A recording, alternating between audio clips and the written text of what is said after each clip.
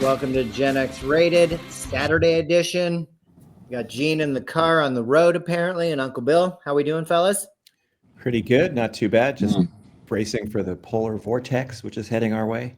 Oh my gosh, I think tomorrow. Gene, what's the temperature where you are currently in Omaha? It's 20 degrees. Feels like 5.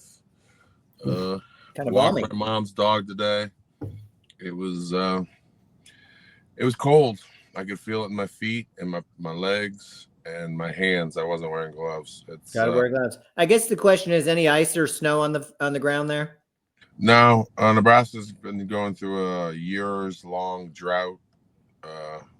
Someday they're gonna have the climate of Texas apparently because of global warming. Great. Good on Nebraska, I guess. I don't know for sure. But yeah, they haven't really seen snow. My nephew is just turned 18. He's a senior in high school, and the last time we saw significant snow in Nebraska, he was a little kid still going on those sleds going down hills. Maybe like a decade ago, 10 years ago. Been a while. Slow. Dude, that's crazy. Slowly but surely, very little snow anymore. You have your occasional flood. We've been having lots of fucking tornadoes around this area. I think one rolled right through the city last year. Wow. But I don't think anybody in America gives a shit about global warming or what's going to happen to their precious. I don't think it's too concerning until it happens to you. We've talked about this before, whether it's drug policies or healthcare. Same with climate change. Until your house is on fire or underwater, it's not really your problem. 10,000 houses in California, and they're going to make me pay for it. And I've had State Farm cancel policy on me before for using it. So just for using it, after 20 some years of loyal, just paying in, and then had to use it. And then they're like, fuck you. I don't know what it was about my structure that they didn't want to insure anymore. So I've had that happen to me. All these people in California fucked around and found out they're underinsured if they're insured at all. And then again, the rich are begging for a bailout. The rich have their private firefighting companies because that's nothing new. That's a thing. Yeah. Kanye West did it a few years ago, and this is the future of America. It's not even going to be. I don't even think it's going to be about black and white. I mean, first of all, the misogyny in this country is off the charts. If we could solve that problem, we'd solve a lot of problems. But for sure, this is you're right. Be a super class war. I mean, it's going to be a have-not war. Absolutely. You're looking at 4 years of haves, have-nots. Tyler Perry couldn't write a better soap opera for the shit that's about to come America's way. Well, and they keep it going by keeping us at each other's throats. They keep the have-nots fighting over crumbs and blaming each other while they just rob us blind and screw us over.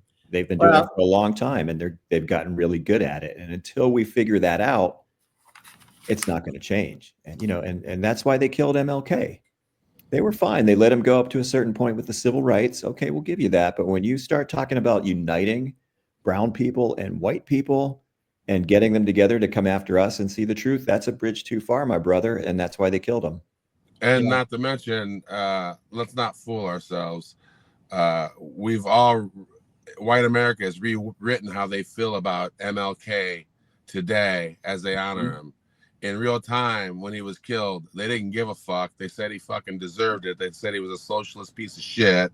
He was a black man that had no business meddling in a white man's world. And basically, white America said, fuck you to MLK back in the day. Everybody forgets that shit. They didn't give a fuck about him getting murdered. So, and now all of a sudden, it's supposed to be a thing for them. It's all bullshit. We've seen this all before.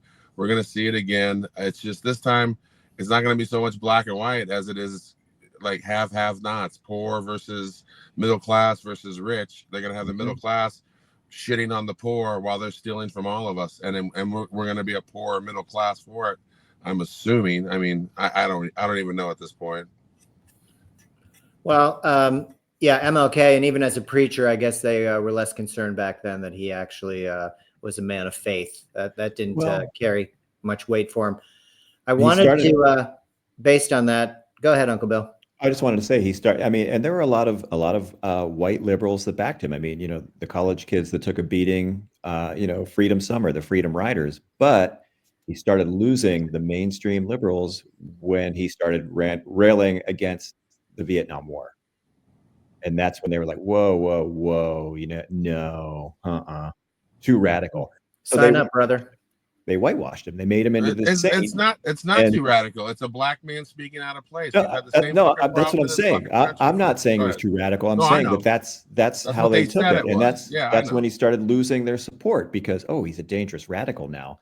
So, So remember that. So don't get too mad at black people when they start sucking on the money tit, like you saw Snoop Dogg and Nelly and all these motherfuckers. We're not going there yet. Shit on Trump 8 years ago, and all of a sudden now they're going for the money. They're like, fuck it. They're not worried about your white liberal feelings anymore because they realize that white liberals have a limit as to what black people can say in this country before they tell black people to shut the fuck up.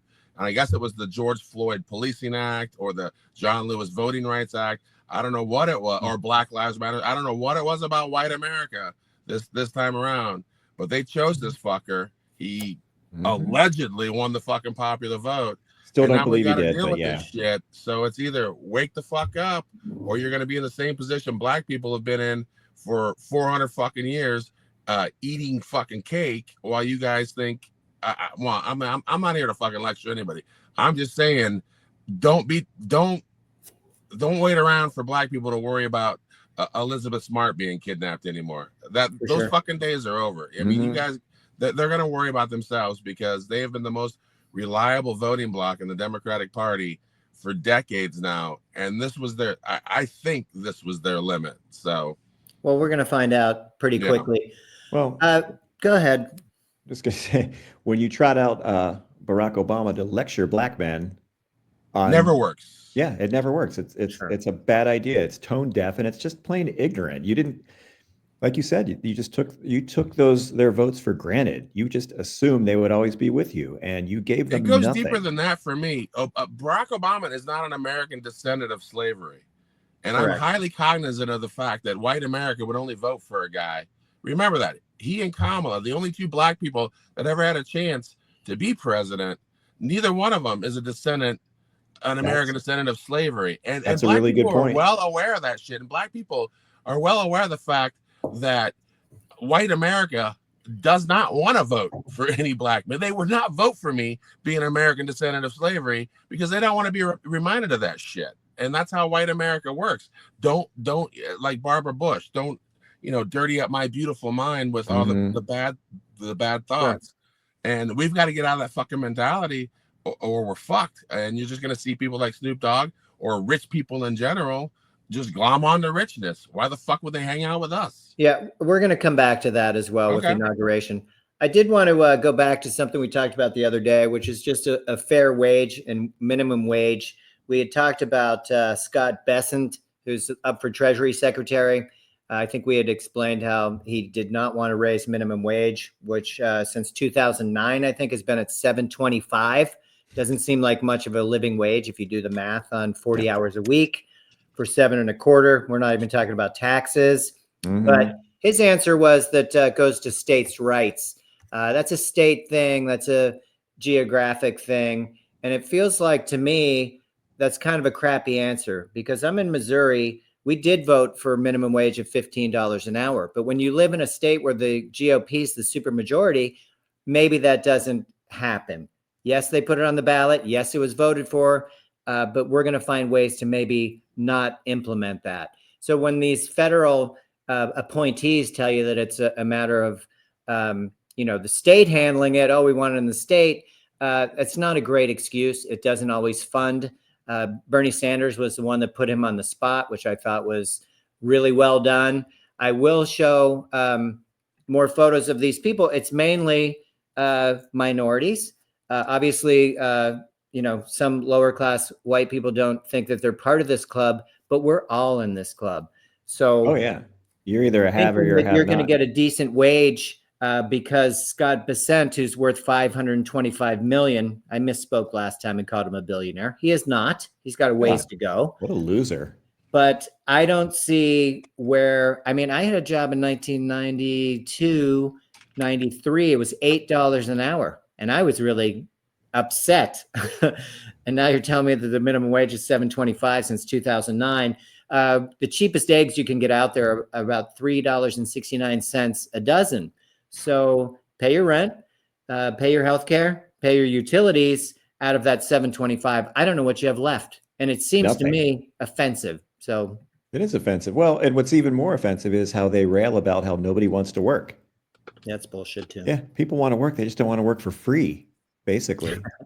For sure. You know, and then they rail against tipping. You know what? I go to Subway, the guy makes me a sandwich or the lady makes me, I tip a couple bucks. You know why? Because I know they're not making enough money. Yeah.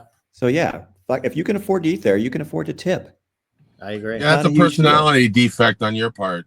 The richer you get, it's a personality defect on my part too.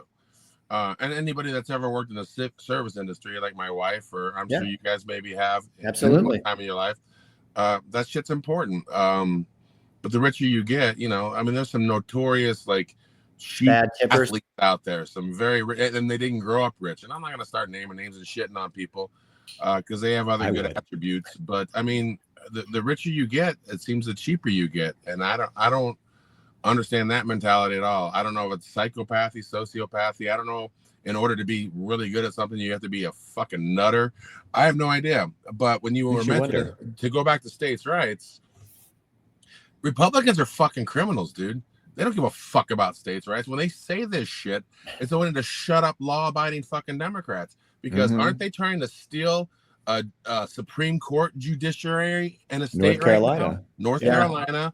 Correct. And they had a lockdown on the Wisconsin too for a while. And in Ohio itself, how many different ways do we have to fucking tell you we want abortion rights when you're trying to fucking finagle, get rid of them? Literally, the fucking guy's trying to get rid of them. The Secretary of State, all these idiots are trying to, because they own the state.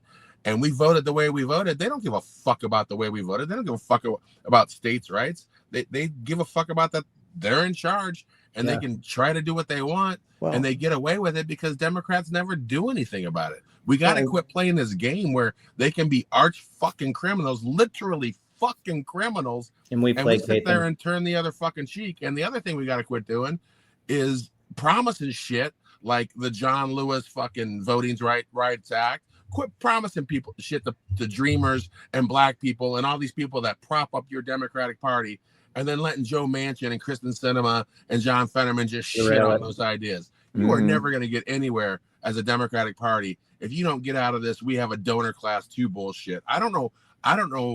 I'm still waiting for someone besides Ro Khanna to talk about universal health care. These motherfuckers literally think we're all going to come rushing back to them, and some of us will, but people that are of a certain age are kind of tired of this shit, and young people you never did shit for them anyway, so it feels different this time. It feels different this time, Gene. I don't know that anybody's running back. I feel like a lot of people, and I won't say words like abandoned, but just dysfunctional or not. It's not working. I think people are finally catching on to the fact that the system for us on the Democratic side is just not working. Everybody's now in this club. And we did talk about Snoop. He's doing like a pre-inaugural thing, which was a little surprising to me. I think it has more to do, it's the crypto ball. And we've talked about crypto. You know, Trump in his wisdom talks about clearing out Fort Knox. Let's get rid of those gold bars and let's put in some crypto. That kind of scares me. I mean, I don't understand it. So that's part of the reason why it's upsetting to me. Listen, if Snoop's going to get paid, take it. I can't really condemn that because, you know, everybody else would as well. Nelly was another one who also signed on. And the part that's surprising to me with him is that I think in 2020, he sold 50% of his catalog of music for $50 million. So it's only a year and a half later. Are you that desperate for money? Do you have some kind of problem? Again, it's his right, but I feel like this guy next to the orange guy seems like a giant contradiction to me. And it's disappointing. Carrie Underwood, sure. Her boyfriend cheated on her husband, whoever the fuck it was, and she beat his car with a baseball bat, but she's going to support the guy who grabs him by the pee, rapes women, and he's our leader in chief. So a lot of contradictions going there, all based on money. And this is what we have to look forward to. You have your uber wealthy, and you're going to have everybody else. And I hope everybody else stops getting mad at one another, which is a great distraction for them, and focuses on the real problem, which is this wealth inequality. It's just not sustainable. You have no health care, and moving forward, you're getting paid next to nothing. 22 million people make less than 22 million workers make less than $15 an hour. 40 million people make less than $17 an hour. And those people think they're winning because that's a much better wage than $7.25 an hour. So I don't know how to fix this, but we can't start attacking one another. That's for sure. No, but they want us divided. That's how it works. That's how they win. And it's working so far because, Trump's going to tell you how amazing this inauguration was, how many people came. Thank God it's indoors because he would have been extremely disappointed. Not that he would have told the truth about it, but I don't think that many people are on board to jump into that. But we'll see. We shall. I'm definitely going to be driving on the fucking road when this guy's getting sworn in. I don't want to even. I want no part of it. I'm going to ignore it. Yeah, I gotta ignore it because it's if you. I've invested 10 years in this shit since this guy. I've always been invested in politics since. Let's be real. Since I started making money in the NFL, and sure, politics is important. But this time around, I don't know who's going to be affiliated with who. I don't know who's going to agree with who. I've agreed with some right wingers on some shit about foreign lobbying groups. That I think they're fucking racist and assholes and anti-Semitic and all those things. But sometimes, a clock's right twice a day. You can't. And again, if the Democrats set up Trump to do something like say fucking TikTok, then the Democrats are the fucking idiots here, not Trump. Yeah. He's already told you, I don't pay my taxes. That makes me smart.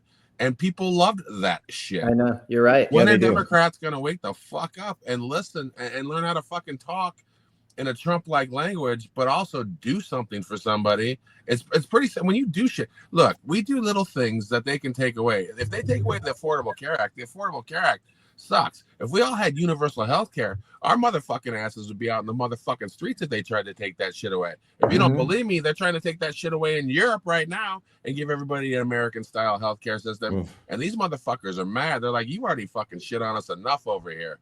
We're keeping our universal healthcare. So we don't give ourselves big enough things to even fight for. So when we get little wins, infrastructure bill. Every fucking train bridge in Cleveland looks like it's about ready to fucking fall apart. When the fuck are you going to fix those? See, that doesn't register in somebody's mind when they're walking and they see a crumbling infrastructure and you say, you've done all this shit for me, Chuck Schumer. Nobody sees that shit. And maybe and I do see a lot more cranes up, and I know cranes and highway work. I know that means that the federal government has thrown cash your way. Yeah. But man, you gotta message better. You suck at messaging. You suck off the tit of another donor class. I don't care if they're quote unquote liberal. They're no good because billionaires are no good. They're too fucking rich. They only think about themselves. They are not thinking about the best interest of the middle class in America in general. And we have to get off this fucking hero worship of these rich motherfuckers. They're not worth it.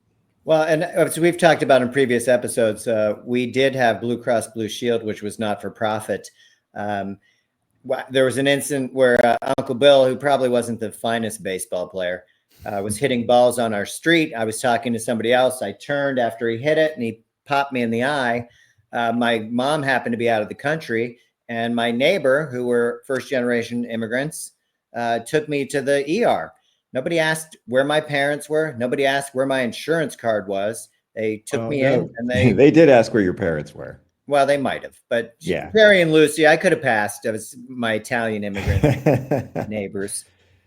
Point being that I got the care. It wasn't an issue. My mom didn't come back to some huge bill from 4 different offices, from the ER, the hospital, and the actual doctor. I mean, it's just raping and pillaging, frankly. And we need to. It makes people insecure just on your health. It's as bad as being underpaid. You're just not protected, and that's not how it's supposed to be in this country. And that's something that could literally shorten your lifespan. You don't get those checkups. You don't discover that cancer early. You don't get the vaccines, which they want to do away with completely. But yeah, it affects your quality of life. It affects your lifespan. And not to jump subjects, but bird flu, I'm sure you saw in Georgia, is now in the hen house. So they do about a third of our chicken, I think, as a nation. So eggs might be getting a little bit more expensive. Chicken might be an issue, and we just laugh at vaccines. So good luck with that. Yeah. I got a lot of fucking squirrels in Omaha. I'll just fucking eat them. I don't give a fuck. There's a player in the NFL that eats squirrels. I can't remember his name. Leggett, the wide receiver with Carolina. Oh, Leggett. Yeah, dude. I love watching. I didn't know his name because I don't give a shit about football, but I love watching him cook up squirrel and shit. It cracks me up. Oh, he skinned that one on the stick. It was impressive. Yeah, skinned the motherfucker. I'm sure people are a little horrified, but those things they're everywhere and they're edible, so don't worry about it. Sure. And animal rights, I'm all about it, but you know what? Humans have to eat. So yeah. Sorry. Yeah. There's plenty of squirrels in my garage that I would like to eat. How do you trap them? I mean, dude, you can't shoot them, right? Because there's not a whole lot to them. You can shoot them with a pellet gun. I guess. Maybe but you better be a pretty good shot, right? If you want to shoot him in the head. Oh, no. Like a Daisy air rifle with a good not shot. Enough. You'd have to get him right in the eye for that. Nah. You just got to, you'd fucking hurt them. And I'm sorry, PETA, but you'd knock them down on their ass and they'd be in a lot of pain. Then you go over and put a bullet in their head. But, Well, and I trapped one. I had one of those cages. I did it humanely. Mm-hmm. Here's the issue. How do I get him out of there? He was freaking out in there and he was clawing at the thing, freaking me out. You got to get yourself some gardening gloves, drive that bitch about 50 miles away, and then you got to open that shit up and let him go. You got to wear gloves. I when I first moved into my place, we had hedgehogs constantly digging under our porch, brand new building, and they'll fuck up a structure of a building, and I had to trap it. I literally have a trap at my house for the hedgehogs in the city, just in case they get any funny ideas. And I just give them to my boy who takes them out to the country. They say you got to take them across water too. Otherwise they'll find their way back. They'll come right back. Absolutely. They're pretty smart. Yeah, they're very smart and they know where they want to be. So they want to be where they were cute born. And I like them, but they eat wiring and it becomes a serious problem. They got in my wife's car, ate part of the engine harness. I mean, I don't need that. But then when I trapped him, I couldn't get him out of the cage without him freaking out. So I had to use a stick and just free him. And I'm sure he went right back into my attic or wherever. Well, I would practice because with Trump being president, man, we are one crisis away from, one virus away from being Lord of the fucking Flies. So you might have to learn how to eat a fucking squirrel or take the stink glands out of a fucking skunk or a raccoon or a, I don't know, man. I've eaten some weird shit in my life, but I don't know. I think I ate some goat when I was in Fiji.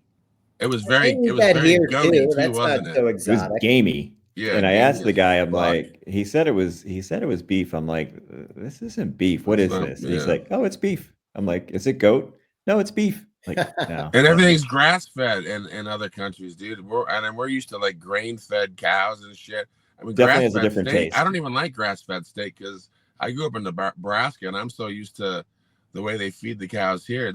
I just instantly taste grass-fed meat. I instantly know it's grass-fed, and I'm not, and it's better for you, I'm sure, but I just don't like it. So, well, you got to like it to want to eat it. That's for sure. Anyway, I don't know. Learn how to hunt, learn how to fish, learn how to trap. Make a friend with a neighbor. I'd rather eat a squirrel than a fucking cockroach. So, it's Trump's. He's gonna be busy with his grift, dude. He did like Hawk Tui. He's got himself a Bitcoin now or something going on that he'll pull the rug out from under once these people buy a bunch of shit. He just abandoned all of his supporters, the 11 of them that showed up, and he's going indoors now, and they're kind of bummed out, but they're so they're not. I mean, they'll obey their master, of course, but they'll blame the Democrats. Some kind of refund from the inauguration committee for some of the tickets, but they were told that there's no refund coming. They don't. Trump don't remember much like the election, man. There's no refund coming. That's going to Melania's old home for hookers fund for, you know, the madams she used to fucking work for and shit. So they have good hospice and shit. So, but forget about it, man. These guys are gonna grift. I still can't believe Jared Kushner. No one. Merrick Garland, thank you, sir, for never investigating a fucking thing while you were Attorney General. What a disappointment that fucking guy was. Huge. Yeah. And he was going to be a Supreme Court justice under Obama. And thank goodness he wasn't, because, I mean, come on, dude. Worthless. What a joke. It could have been worse. And the Supreme Court, let's face it, one of the most corrupt entities of our lifetime. They don't have to follow any rules of ethics whatsoever, and they've all been grifted in the last 40 years to the tune of millions. They're corrupt as fuck. We are getting played, man. I mean, we are getting played, and then everybody wonders why that all the working class loves Luigi, because someone fucking struck back, dude. I mean, look at when OJ got off, it wasn't because he wasn't not guilty and didn't kill somebody. Is because he beat a fucking system that black people don't beat, because he had fucking money, and it gave fucking black people hope, like, oh shit, black people can fucking beat the judicial system in America. They didn't think it was possible. People got to understand, we are getting played, and we are getting played hard, and we've been getting played for a very, very, very long time, and we just got used to it like a frog in water. Just they turn the heat up, and we just got used to it. And now we're just, and like Rob said 20 minutes ago, we're all in shock now. We're just so fucking disappointed. Our Democrats are just so pathetic. I feel like I don't even want to be a part of that. It's just, they're so weak. They're so milquetoast. You're just waiting for them to take off their suit and put on the red hat, because they're practically in the club already. Fetterman I bet you Fetterman's the first one to do so. Now, keep in mind, there was a GOP woman who just switched in the House to Democrat because she wanted to be able, for postpartum women after giving birth, to be able to vote from home. 6 weeks allowance, and that could be male or female, because the male could be taking maternity as well, paternity, whatever you want to call it. Johnson shut it down. She really tried to work with them for about a month to try and make this happen. It seems, why not? But she ended up trading parties. He only lets people off to vote by proxy if they adopt a 10-year-old black boy and they're only like 6 years older than them. Then, take as much time off as you need. Oh, yeah. Sure.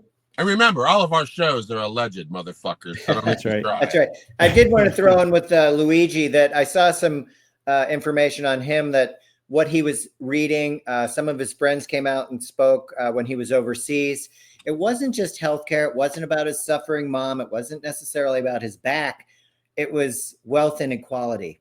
So when you ask why they put him away, and we haven't seen him for quite a while or talk about him, it was way too close to home. It wasn't just the grifting of our healthcare and the stealing. I think we all saw how they were overcharging cancer victims 1,000% for medicine that probably kills you anyway.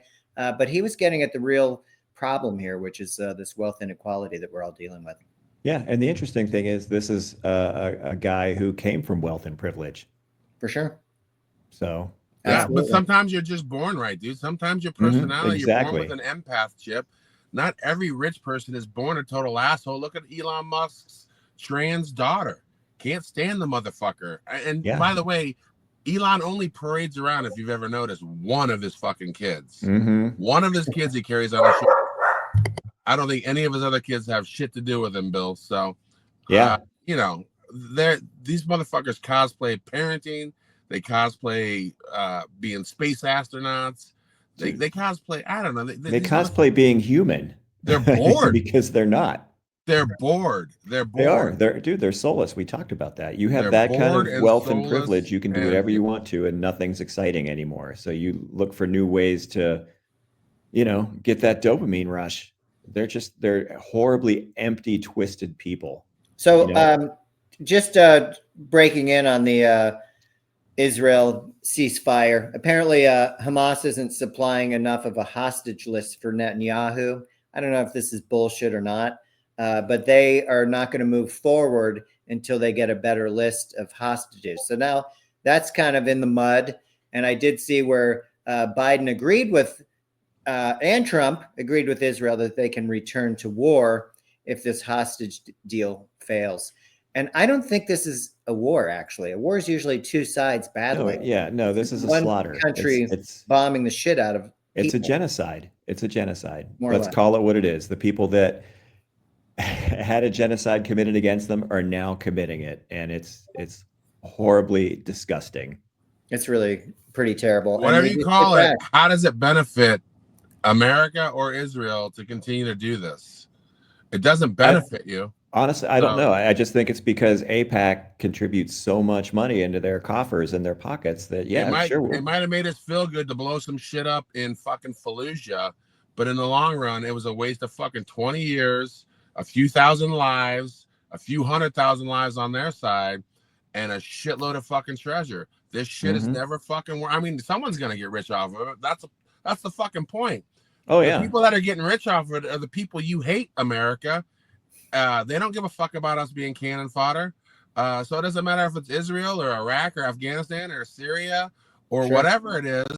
These motherfuckers want to fight wars because they want to build weapons that get used so they can replenish those weapons. It's just a fucking grift. Well, to your point, we don't know history. So we talk about Afghanistan, and the only history that we know is the truth being Trump made this deal. But the reality is people think, oh, Biden pulled us out. It was embarrassing, worst maneuver ever. We go back and look at Afghanistan 20 years ago. The Soviets tried to take that country for minerals or whatever you want to take them for. Dude, Afghanistan is known as the graveyard of empires. That's right. So nobody has ever taken Afghanistan. Then we move into Iraq, and who really pushed that phony war? Really, they had weapons of mass destruction. I mean, it was crazy. Not even a thing. But hey, Dick Cheney made a shitload of money. The Carlyle Group went in there and made a ton of money. They brought their people in to build up the camps for the soldiers who were either getting electrocuted in the shower. I mean, they didn't give a shit. They didn't even do it right. But a lot of money was made. They're all butt sore about fucking Biden abiding by Trump's rule, pulling out on time. 13 Marines or whatever got killed in the line of duty, by the way, during combat. And you guys all fucking forgot that Trump and Cheney, Bush and Cheney were literally fucking electrocuting our fucking soldiers when they were taking showers, because when the military used to be self-sufficient and build their own shit, they didn't have any problems. But we decided to privatize everything so Dick Cheney and Liz Cheney and their whole fucking family could get rich off a fucking company he used to run that was fucking bankrupt before the fucking war. That's right. It's simple fucking math, but everybody wants to forget because they want to fight over whether or not Black Lives Matter or all fucking lives matter. You're all a bunch of fucking stupid sheep. And us Gen Xers are getting kind of fucking tired. I mean, the only reason I'm still in this fucking fight at all is because I have kids. Family. And I don't know if my kids are going to have fucking kids. And my kids are fucking American kids. And they're going to grow up in a fucking shithole, a fucking hovel. Right. If these fucking dummies in America don't start getting this shit right and doing stuff for themselves. Because they're going to pay a sales tax or an income tax. You are going to pay a tax. And the rich don't pay taxes.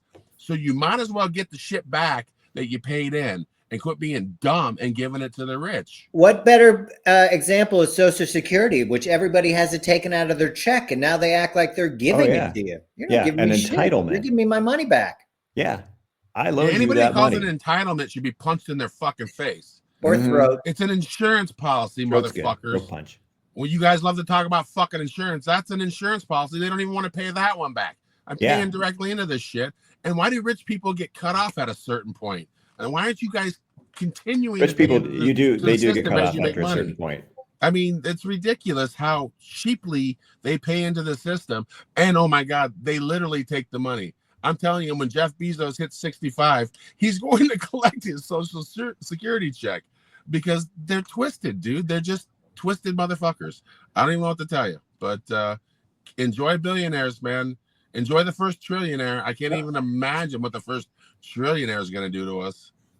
Dude, it won't be good. Uncle Bill, is there a cutoff for There is a cutoff. Yeah, you can't collect if you and I forget what the exact amount is. I can look it up, but yeah, if you're super wealthy, you're not getting Social Security. And honestly, if you're super wealthy, you don't care.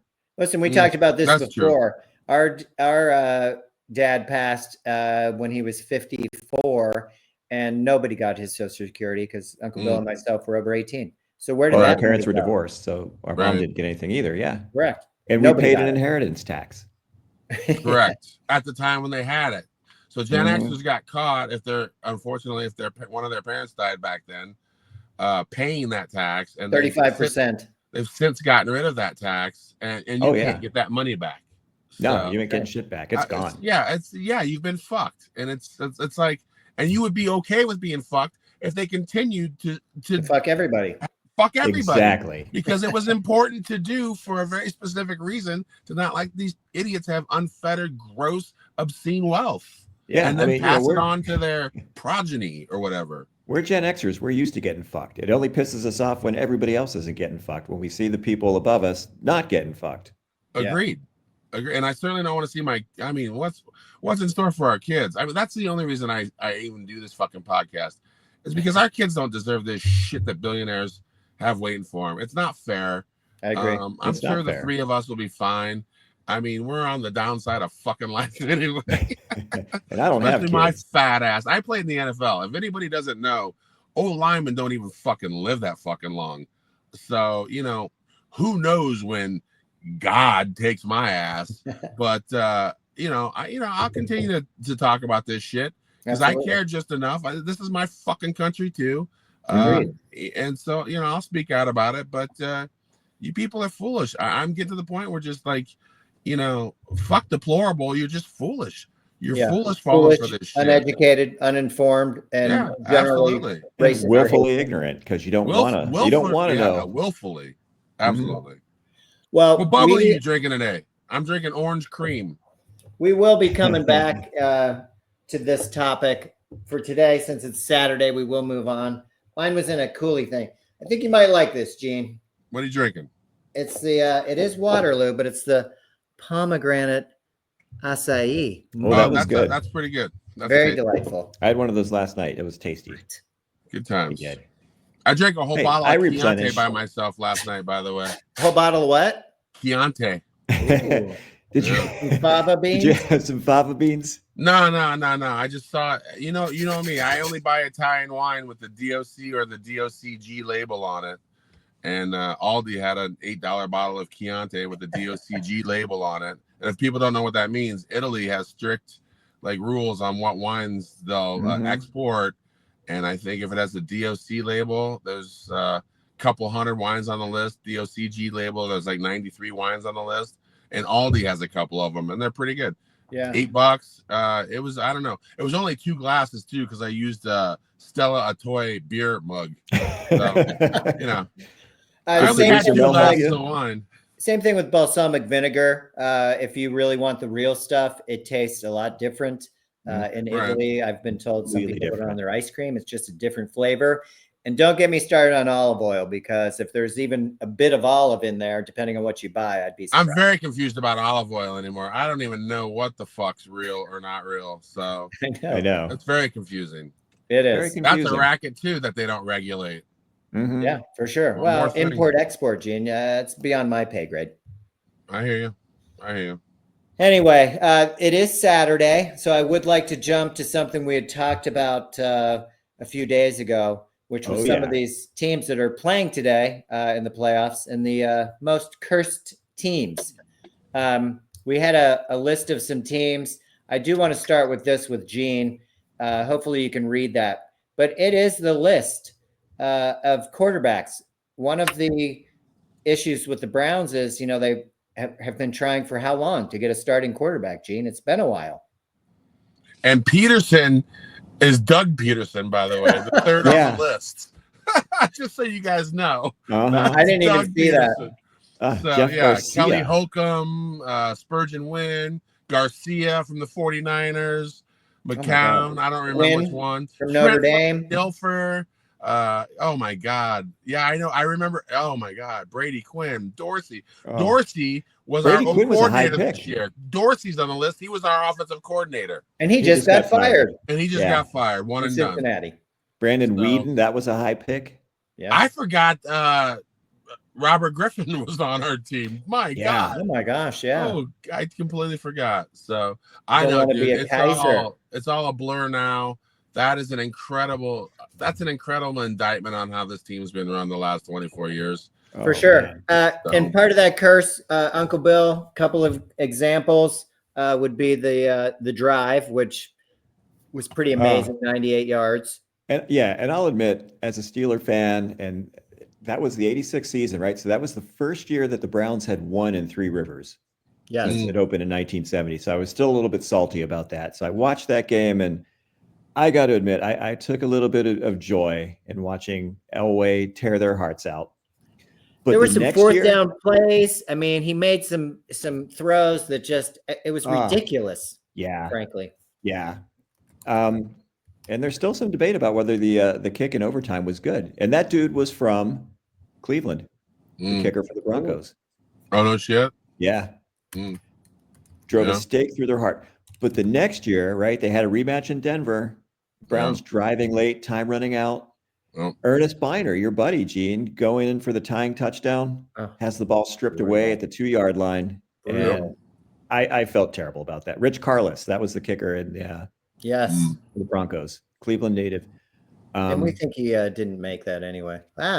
But the next year, the fumble, dude, I felt bad. That was just that was gut-wrenching. That had to be horrible. And even as a Steeler fan, I was like, oh man. I didn't play with Ernest until his second stint with the Browns.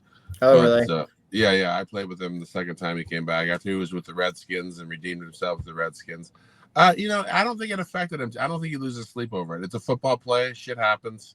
Yeah. Good point. I hope none of these guys. I hope Scott Norwood, Gary Anderson. Don't. Dude, at this point in your life, my God. Well, you feel bad. I mean, because you feel bad for your teammates, right? Yeah, dude. I mean, you can believe in curses all you want. People believe Jocko Sott, an Indian that's buried next to the Indian Stadium, Guardian Stadium, has a curse on the Guardians that won't be lifted because you didn't bury him back in his homeland and you buried him here in Cleveland next to a baseball stadium. I don't know if curses and karma are real or not. But there's bad luck. There's just bad luck sometimes, and sometimes the other team has really good luck. So the Steelers have had some fortunate thing. You think that that damn thing Franco Harris caught wasn't just goddamn luck, just fortune and luck, and just the rookie after was 40 years in the of right losing, place at the right time. They did. Absolutely. 40 years of losing, and that was some pretty good coaching. Okay. Yeah, okay. So. And look at you guys now. You guys have been fucking one and done 5 years in a row, I think, here. Yeah. Stuck in the mushy middle. That's the NFL. You either have a quarterback or you don't. And the only way you get a quarterback is you've got to suck for a while and get that high pick. Because otherwise, dude, you're just looking at a bunch of mediocrity. Graham. Who's your quarterback next year then? I don't know. Probably Fields would be my guess. They're gonna give him the job then. Why not?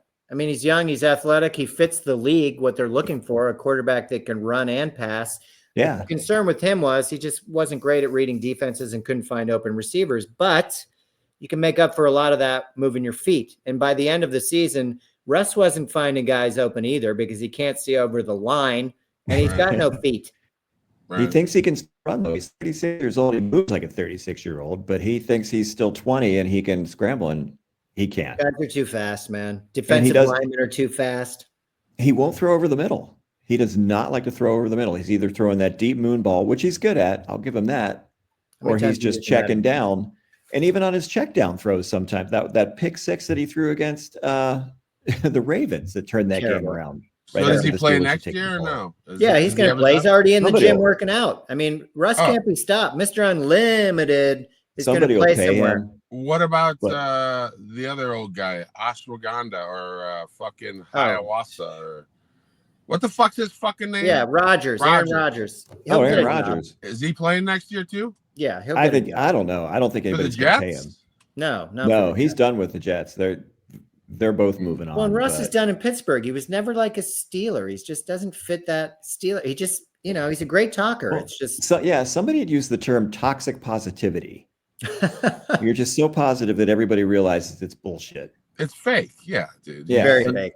Yeah, and maybe he's a great guy. I don't know, but he just comes across. But he gives shitty gifts. Okay, dude, he threw. Yeah, he threw that game-deciding pick in the Super Bowl, which was the dumbest play ever. Dude, you're a veteran quarterback. Call an audible. Give it to. If you can't take your fucking quarterback to a Star Trek movie and piss in a bucket of popcorn and hand it to him, he's not a cool guy. If he doesn't turn and ask you, hey, Gene, you think she got to steal pussy? You think you got to steal pussy, Gene? And not only that, fucking Russ doesn't even give these guys his fucking phone numbers. So he's not a fucking good human being. He thinks he's one of those special fucking people that should be behind the velvet fucking rope all the fucking time. Mm-hmm. I would never fucking hang out with a fucking guy like that. So no, and here's the thing: the guy we're talking about that is a good human being, Bobby Hebert, he would take a member of the equipment staff out. We each got a turn. He'd take you out for dinner, take you to a Hawks game where you sat courtside. I mean, Hebert was just that dude. He'd hang out at your house. And for what? He didn't have to. No, because he wanted to. Because he fucking wanted to. For the record, you ran into him in Park City that time. Yeah. For the record, he spent a lot of time in the locker room. He kind of owed us some time out of the locker room with him. Okay. I mean, a guy in a ball cap tugging on himself, wearing nothing else and holding a spit cup. Give back. Okay. And he did. And he'd wear the same baseball cap from mini camp all the way through the season, sweat stained, torn up. And he wasn't one of those guys asking for a new hat every week. No, he did not give a shit. Just a quality dude. So I want to move on to the next cursed team people have talked about. It's the Detroit Lions. Very topical because they will be playing tonight. I just wanted to throw out the curse that they had was Bobby Lane. Bobby Lane. Yeah, exactly right. So Bobby Lane won 3 NFL championships with them, 52, 53. And then in 57, they did win the NFL championship. But 3 weeks left in the season, he broke his ankle. Yeah. So his backup took them. They won the championship. And the next year, they traded him to the Steelers. And he put a curse on them for 50 years. Yeah. And they said he was pissed because it wasn't so much that they traded him. It was how they told him. They called him. Mm-hmm. They didn't have the courtesy of, face-to-face sit down. Hey, we're making a trade. And they trade his old coach who had coached the Lions years earlier, and he won a championship with earlier, was coaching the Steelers, a guy named Buddy Parker, who was a raging alcoholic and a racist, but that's another story for another time. But yes, he was pissed about that. And ironically enough, so he put a curse on him for 50 years. The 50th year where the curse should have been ending, 2008, they went 0-16. And got the number 1 pick. Well, it is very uncool to get traded in an unmasculine pussy ass way. Belichick traded me like a fucking cunt. Well, it's dehumanizing. Well, no, I mean, I talked to him face to face. I was talking to him. I had a meeting with him. The motherfucker literally looked at me like, all right, be here. I'm gonna fine you. It's a long story. I'm gonna fine you. Be here 8:00 Monday morning. Fucking ridiculous. Read me the fucking riot act. Literally walked out of the building without my bag, which I had packed because I assumed I was out of there because we just had a falling out the week before. And they wouldn't let me take my bag, so I fucking left. 10 minutes into my drive, I get a phone call on my car phone. My phone was literally installed in my car back in the day. It's my agent, Tom Connon. He's like, hey, where do you want to play? Philadelphia or Atlanta? I'm like, what the fuck are you talking about? I just left Berea. I just left Belichick's office. He's like, yeah, they got to sign Eric Turner. They need the cap room. They're trading you. Oh, I was pissed, dude. I'm like, that pussy motherfucker. And I turned around, went back to Eddie Carroll. I'm like, Eddie, give me my fucking bag. And Eddie was cool, by the way. I was just pissed at the time. Grabbed my fucking shoulder pads, all my shit. Left, drove to IMG, which happened to be downtown Cleveland offices on East 9th. And then Belichick called me on the fucking phone there. And he's like, yeah. We're just, we're going to go in a different direction. And, it was good, working with you. And I literally like, you know what, Bill? suck my dick, go fuck yourself. And I hung up on him. And then I fucking looked at my my financial guy, John Palguda, and I'm like, tell Tom Kahn and I fucking choose Atlanta. I'm like, I know Clay Matthews in Atlanta. I know Ron Medlin. I know Metcalf. And Philly's field sucks. So I was like, you know, and that's how I made my fucking choice. And ended up. And you met the Rosen brothers. But that's a pussy ass move to fucking literally, you know, Bill could have told me right there, we're trading your fucking ass. He fucking knew. He knew they had to sign Eric Turner. But you know, he likes to mind fuck people. I do they get extra juice out of that, narcissist or something? I don't know, man. I would just be straight with you, going, you're fucking fired. Get the fuck out. But he's such a puss. But whatever. I mean, he's the one that's dating the 24-year-old. What the fuck do I know? That's right. Well, didn't they do the same thing to Jim McMahon when he had that stint with the Browns? They were like, they didn't pay his ass until he fucking managed he was gonna beat someone's ass. He jacked maybe we pay you, maybe we don't. Yeah, and then didn't they turn around and trade him, motherfucker? I know, dude, but he eventually got tired of that shit. Yeah, I was in training camp with Jim for that shit. So yeah, Bill loved the fuck. Well, it was a dick move because the promises were made. He brought his whole family. He had kids in youth hockey, and if you know anything about youth hockey, it's a commitment. Yeah, brought his whole family, and then they let him sit at the hotel for a while. And he needed money. I mean, those travel teams ain't cheap. Yeah, no, I'm with you. Bill, they strung him along too. And finally, he had enough, and he jacked up the front office guy in the hallway, and then. Did his agent call him and say, "Hey, you're going to Philly"? He got his money. I think it took him a while to get it, though, didn't it? Probably. But you know, after Jack the guy up, though. They owed me $50,000 after they fucking traded me. You think I didn't walk right to that fucking Berea office right after we lost our playoff game to Green Bay? That's another thing. You traded me, motherfuckers, and I got to start a playoff game. You guys had a shitty year in Cleveland. So another great reason if I can get traded out of Cleveland at that time in 95. But I went straight to the offices in Berea. I'm like, you guys owe me $50,000. They're literally like, for what? I'm like, for the all-season program, motherfucker. I made 80%. Give me my check. And I made him cut me my check and got the fuck out of there. That was the last time I was in Berea, actually. And 4 years later, you were starting in the Super Bowl. So I think it worked out okay. Yeah, it worked out fine. Belichick's a douche.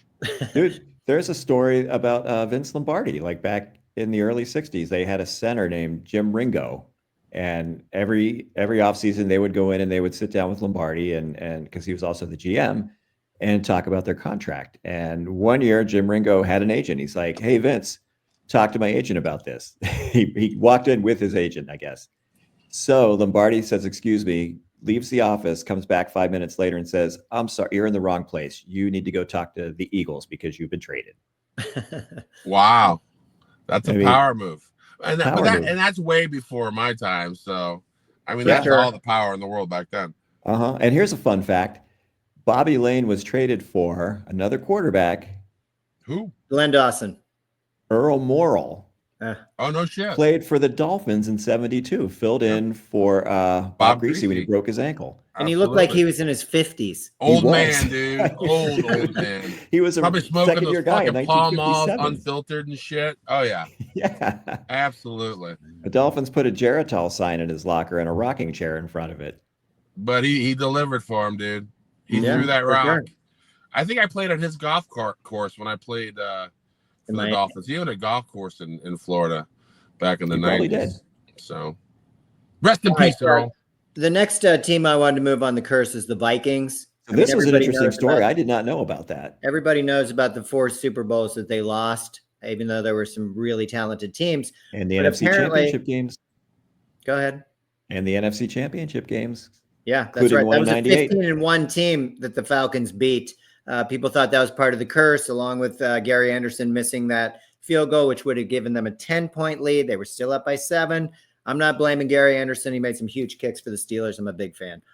But with the Vikings, apparently when they had the World Professional Championship, the football championship, they needed some kind of trophy to give. So they came up with the Ed Thorpe Memorial Trophy, which was during the Great Depression, and he was a very popular referee who had died.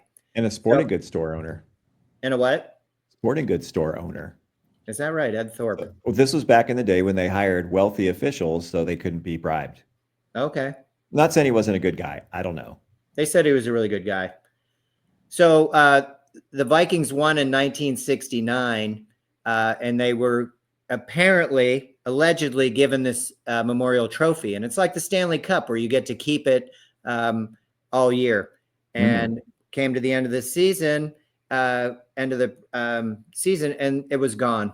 They couldn't find Nobody it. could find it. They didn't have it. People were kind of upset. They said they lost it, and they blamed the Vikings. And that was part of the curse, was part of this Ed Thorpe Memorial Trophy. Uncle Bill, you have a little bit more background on that. So eventually it was found, and it turned out that the team that had won it before them, the Green Bay Packers, didn't give it back. They just kept it. So in 2015, they tracked it down. It was in the Green Bay Packers Hall of Fame. 2015? That's a long time later. No. So this was essentially the NFL championship trophy. And it was what they called the first 2 years of the Super Bowl before Lombardi died. It was still called the NFL Championship World Football Trophy, whatever. They didn't change the name to Vince Lombardi Trophy until after Lombardi died. Which is what, 1971 they renamed it the Lombardi Trophy? He died in the fall of 70. So the following Super Bowl, which would have been played in 71, which was won by the Baltimore Colts, was renamed the Vince Lombardi Trophy that we know today. But yeah, interestingly enough, so they found this trophy, and I wish we had a picture of it. I don't know what it looked like. Let me see if I can find that. But go on. So every year, it was like the Stanley Cup. Every year they would inscribe the name of the winning team. And the only ones that were missing were the 1960 Philadelphia Eagles. Somehow they didn't get inscribed on it. And a team from 1934 that nobody remembers. And the Vikings. The Vikings not only got accused of losing it and cursed for it, they didn't even get their name on it. Basically banned. That is it can't be a legitimate curse then. It wasn't their fault. How can you curse someone for something they didn't do? This is So this is the trophy. Oh shit. No expense was spared on that. Yeah, I can see why they wanted to keep it. This was 1964 NFL champion Cleveland Browns. I had no idea that trophy looked like that. That's very interesting. Isn't it? Yeah, it's cool. A little bit of NFL history. And I didn't know that they did it Stanley Cup style either. That's even I think that's actually pretty cool. I wish they did that today. I think so too. It'd be neat. Keep that bitch for a year. Now with the Stanley Cup, they kept adding, they're able to add rings to the bottom to keep putting teams on it. I love Eventually, that. the interesting part for Pittsburgh Penguin fans is that they were the last team on the first cup and the first team on the new cup, because they eventually had to start a new one. Yeah. So where's the first cup? Hockey Hall of Fame? Probably. Okay. So, that place is really cool too, by the way. The NHL Hall of Fame is really neat up in Toronto. I put a dent in the Stanley Cup. The first one. Yeah, how'd you do that, Bill? One of our buddies, his mom worked at a law firm that did some work for the Penguins. And so they had the cup on display for a day. So we went down to check it out. And for some reason, nobody was really around. We could have walked out of the building with it. I don't know if they were all out to lunch or in court. I don't know. Nobody was there. So we're taking pictures, and I picked this thing up, and it's heavier than I thought. It's like 45 pounds, and it's like weighted on the bottom. So I pick it up, and it kind of slammed down on this marble table. I was like, oh, shit. So go ahead. Took our pictures, turned it around so it faced the wall, and got the hell out of there. Which is kind of funny because the Stanley Cup has notoriously been at the bottom of Mario Lemieux's pool. It's plenty of strip clubs. You name it, that thing makes the rounds. And it's had every alcohol in it, every body fluid on it. Well, here's the thing. Each player gets a day with the cup. So you do what you want. I've seen guys who let hockey their kids... players are filthy fucking animals. Come on. I mean, you fucking hockey players. Oh my God. Of all the sports teams, I've never heard worse stories than from hockey players and baseball players. I'm not saying you two specifically. Those motherfuckers, you would say back in the day, those motherfuckers know how to party, but what they really do is know how to do a bunch of illegal gross shit. Well, you're probably right about that. Well, But listen, we have a saying. Allegedly. each person will do what they want. Like I've seen guys have their kid eating Fruit Loops out of it, or obviously Ice you're cream. drinking beer out of it. It's a given, but Yeah, I'm gonna eat Fruit Loops out of it after it was with that fucking whore, the backup goalie for the night before. Here, go ahead, Johnny. Here's some milk. What are you insane? I hope they fucking bleached that motherfucker. well, keep in mind the cup has a handler who's very well known to take it around. He travels white with it. It's in a gloves. seat, with him in the plane type of thing. So he Mhm. polishes that thing, and he Hey, wears on white porn gloves. sets, they have a jizz towel guy too. I'm with you. Same thing, same difference. The Same sports exact shirt. thing. But I got it. I will say that's a pretty sweet job traveling around with the cup. How big was the dent, dude? It was pretty good size, man. It was It was noticeable. noticeable. So they had to bang it out then at some point. I'm guessing. Yeah. And no one ever called you. You never heard from the police. I sweated that out for a while. And, wow, that's yeah. fucking funny. So I'm sure if there's a statute of limitations, it's up by now. It's over. Knock You're on good. wood. For sure. And I think they're used to that. Again, you talked about these It takes hockey a beating. players. It's been broken. The cup's been knocked What's it off. made out of besides the wood base? What's the metal? Is it silver? Is it pewter? Yeah, it's not it's a metal base to it too. Oh, it's a metal base too. There's Yeah. no wood Oh, on yeah. it whatsoever. Dude, that thing's heavy. Okay. It's heavy. I thought maybe the wood was the bottom heavy part, but there's no wood. There's no wood. Yeah, it's like no a little wood. old man, no wood. Oh geez.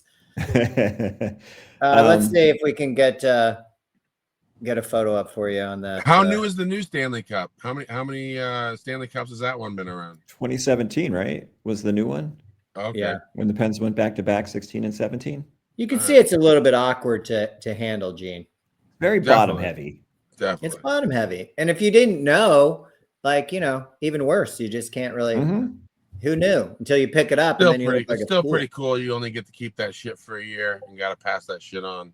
Yeah. I think so Because too. that's what sports is. I mean, who gives a fuck? I mean, the next year is the next team and the next hope, and that's what you're worried about. So that's what it's really all about: is the one trophy, passing it on, and then the champions for that year. And I will say this: first of all, it is made out of silver and nickel alloy.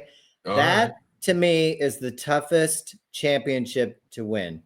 Now with TV, it's a little bit different, but it's every other night, and you got to get through 4 rounds of best of 7. It's it's a grind. And then when you see teams that repeat, you're talking about a team that played all the way into June, and then you come back in September for camp, go through the whole gambit again, play longer than anybody else again. I mean, it's impressive. Those guys. Oh yeah. Well, there's a story about Wayne Gretzky. So the Oilers had a tremendous run, a great dynasty, but before that was the New York Islanders, right? Made up of a bunch of just scrappy, salty, some guys skilled, but they had a goalie that would swat at you. But they won 4 straight. He was a stud. And so their 4th straight came against a young Edmonton Oilers team and a young Gretzky, Messier, Coffey, young dudes. And Gretzky said after they lost that game, as they're going to the bus to get out of there, he walked past the Islanders dressing room. And he said, basically, instead of seeing a bunch of guys showering each other in champagne, you saw a bunch of guys with ice packs, just all iced up, laying around drinking beer. And he's like, that's when I realized what it took to win that trophy, that level of commitment. And so, then the Oilers went out and won the next 4. Which is pretty impressive. And now he's Trump's buddy, so that ruined it. Yeah, that's a shame. So now he's dead to me. But Everybody's Brian gonna Trottier's be in that Trump's photo. buddy for the next 4 years. By the way, Trump, if you happen to be listening, or your son's Uday or Kusei, hey man, I can be bought. 20 million. We can be very influential. Hey, dude, I'm for sale this next 4 years. Fuck Keep that your guy. enemies closer, right? Good point. So I wanted to mention, though, while we were talking about teams that may have been cursed. There's a young Wayno. Young Wayno. Go ahead, Billy. Buffalo Bills lost 4 straight. Yeah. Brutal. What's the curse? I don't know. It just you'd think there had to have been something down the line, but also the then San Diego Chargers Dude, they lost some playoff games in just gut-wrenching fashion. I'll tell you what the curse is with the Bills. It's the Herschel Walker trade. Oh, because they fed Dallas? Yeah, because they fed Dallas some beast teams. That falls under the Vikings, too, because they're the ones that made that stupid trade. Fair enough. Oh, Fair that enough. was a terrible trade. Yeah, I know. only good trade Dallas ever made was that fucking trade. They've been shit sandwiches ever since. It built the Jimmy Johnson era. It really did. It built the Jerry Jones era, the Jimmy Johnson era, Well, and again, like you said, you get to 4 Super Bowls. That Bills team was special. You did say it was before free agency, so it was one of those things where those guys were together a long time. Same with the Minnesota Vikings, the Purple People Eaters, losing 4 straight, but those were some good teams. Now, they lost to a really good Raider team. They got manhandled by a really good Pittsburgh team, but they competed. I mean, it's a good club. Well, that Chiefs team that they lost to, right? That I think it was the 1969 Vikings? That team led the NFL in defense.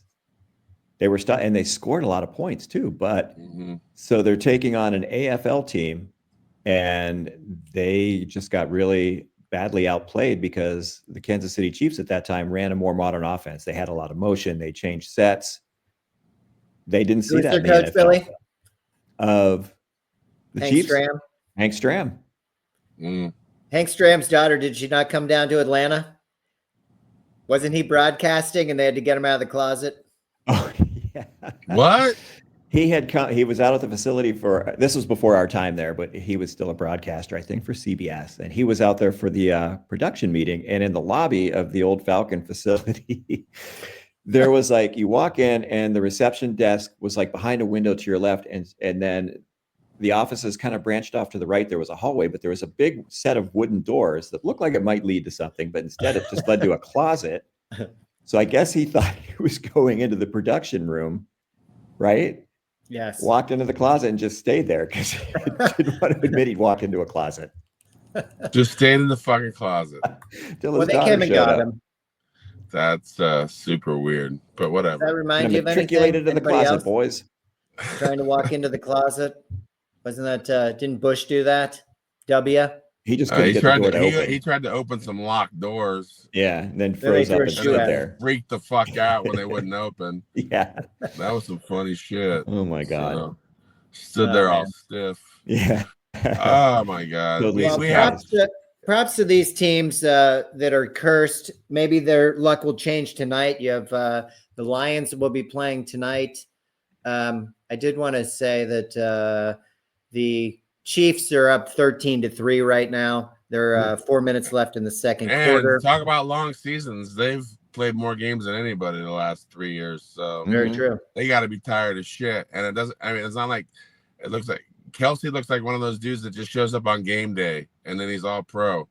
But I don't know if that dude has a nutritionist or a fucking workout program because he's just naturally just awesome. Yeah. So sometimes it's just talent. It's not always just the hardest work.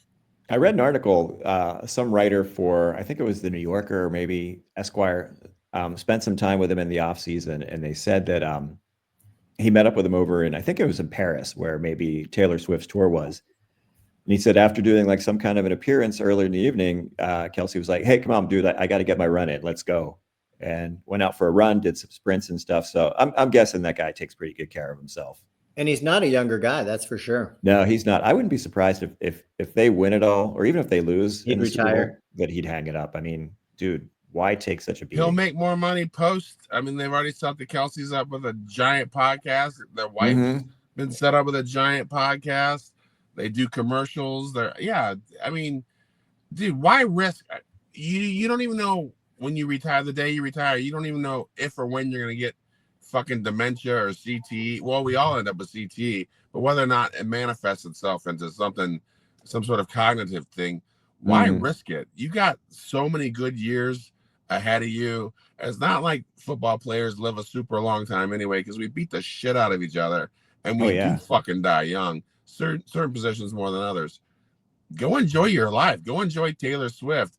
Go be a fucking house husband. Go be a kept man. Go have fun. Yeah. Because again, Tom Brady doesn't walk around wearing 7 Super Bowl rings. No one gives a shit. I think he puts them on when he gets at home and looks at them. Well, I mean, yeah, put them on, jerk off, run around naked like fucking Bobby Hebert used to at the Falcon facility. Have a good time, spit in the cup, then drink coffee out of it. Do whatever you gotta fucking do. That's right. But that being said, no one fucking cares. It's in the past. Sure. All that matters is the next one coming up. So you know, winning another one isn't gonna. I mean, he's the GOAT at tight end right now. He's got to be top 2. He's one of three tight ends that has 1,000 TDs or some shit, or 1,000 receptions. So I mean, it's a brutal sport. He's had a great career, and if they do win, I wouldn't be surprised if he did. His brother left at the perfect time. His brother could have left a year or 2 earlier, but his brother. But they were still chasing championships. Sure. And his brother doesn't have as many as he does. That's right. But he didn't hang on. His brother could have played 3 or 4 or 5 more easily. years. He could have been stealing money easily. Yeah, it's not. They're smart. They're from Ohio. Oh yeah, he'll hang it up. He'll hang it up when he needs to. There was a documentary. It was called Kelsey, and it came out a few years ago, and it was about Jason Kelsey, and it was pretty good actually. I wasn't expecting much. I didn't know too much about him.